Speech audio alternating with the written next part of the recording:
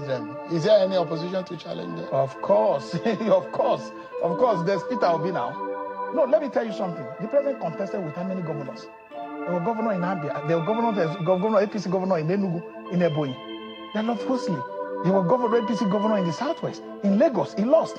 So it's not the whole system of plain politics has died. Because the analysis of political analysis is that the way and manner that opposition has composed and coordinated themselves, there is no way that is a express way for Tinubu to get a re-election in 2027. I'm trying to. There is no opposition. Let me give you statistics. No matter how coordinated the opposition is, APC is more in panic mode. That endorsement of the president was all about panicking.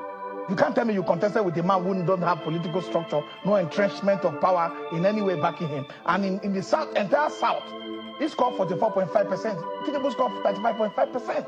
When we came to the north, OBC scored a large chunk of the vote with 50.2%. So you can't have a man who has scored 25% in 16 states and 50% in 7 states. And you say that you are good. And these are organic votes. These are not votes that were controlled by money. These are not votes that were controlled by people, only by party entrenched leaders or elected officers who bring out money and say, go and vote for my candidate. No, Nigeria decided. So I think the opposition, no matter how uncoordinated they are, if they get the answer right, if they put up their best their best candidate forward, I'm telling you that APC will have nowhere to hide. They will not even see the last vote they got, they won't see it in the 2027 election because the performance is bad. There's so much hunger in the street. Look, check the prices of goods.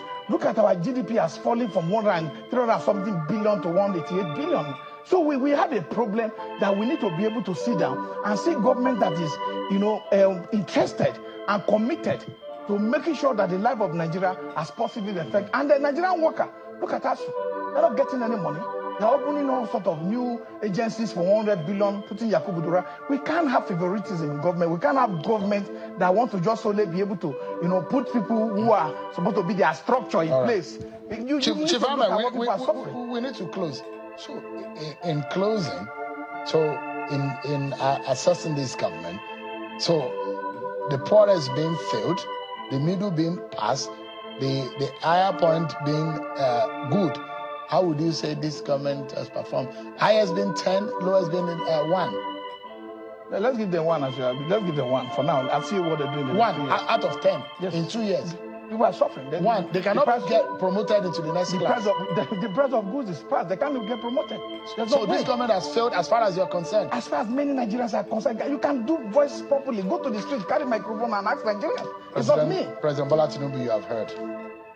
That is the assessment of Chief Peter John Ameh, 2019 presidential candidate and the former national chairman of the Inter-Party Advisory Council. Thanks so much indeed. Thank you for having me. Although the yacht that you mentioned